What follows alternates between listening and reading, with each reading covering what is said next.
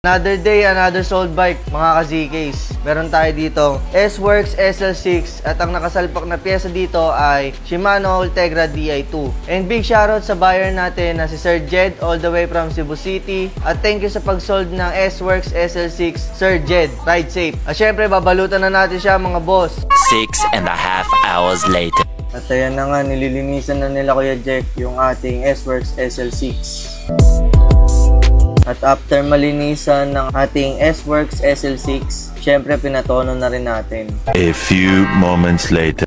After natin ipabike wash yung S-Works, syempre binalutan na rin natin siya para ready to pick up na lang.